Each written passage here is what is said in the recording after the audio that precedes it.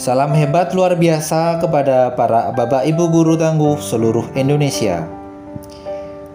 Perjalanan pendidikan di Indonesia tidak dapat dilepaskan dari zaman kolonial. Saya menyadari bahwa perkembangan pendidikan Indonesia dari masa ke masa terus berupaya untuk meningkatkan mutu pendidikannya. Dengan melakukan perubahan kurikulum pengajaran di setiap masanya, perlu ada tindakan yang nyata. Pada mulanya, pendidikan di Indonesia sifatnya terbatas dan hanya diperuntukkan untuk kepentingan kalangan pekerja supaya dapat menjadi pegawai pada pemerintahan pada saat itu. Selain itu, pendidikan hanya diperuntukkan untuk keperluan bisnis dan perdagangan untuk memajukan suatu perusahaan.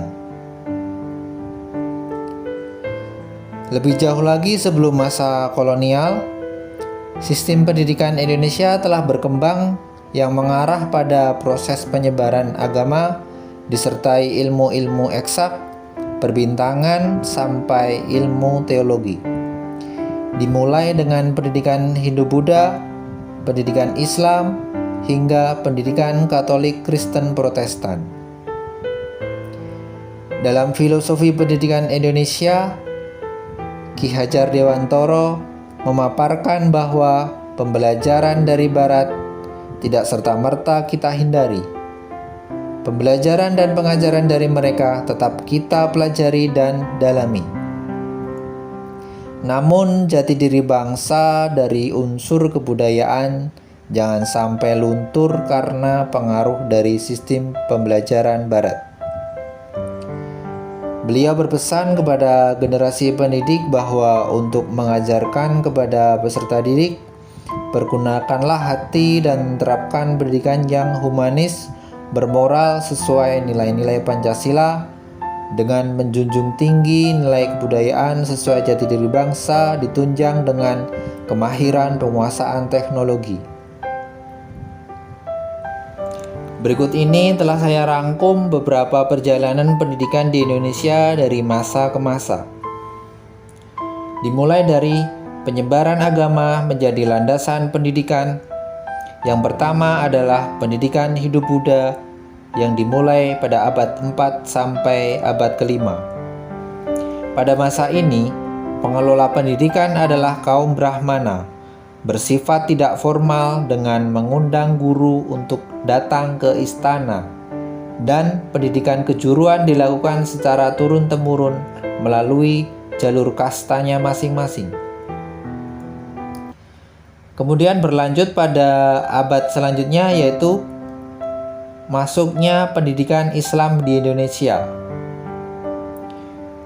Pada abad ke-13, sistem pendidikan dilaksanakan bermula dari langgar-langgar musola secara sederhana dengan binaan guru mengaji yang memiliki status di bawah kiai. Materi yang diajarkan membaca Al-Quran dan fikih.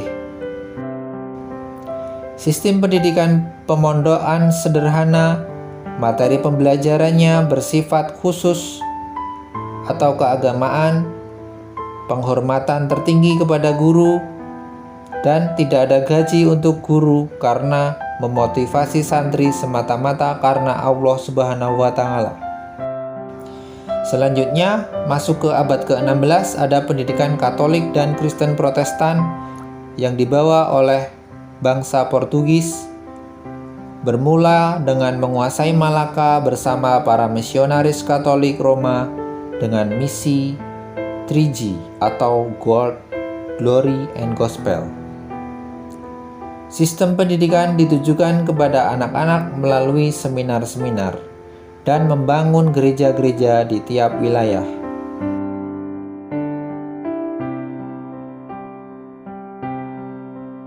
Dengan mengetahui perjalanan panjang pendidikan Indonesia, harapannya kita dapat mengambil intisari dan melakukan refleksi diri dengan mencontoh Bapak Pendidikan Ki Hajar Dewantara.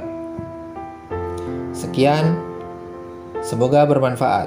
Silahkan dapat memberikan tanggapan melalui kolom komentar yang telah disediakan atau kirim email ke htc93@gmail.com. Terima kasih.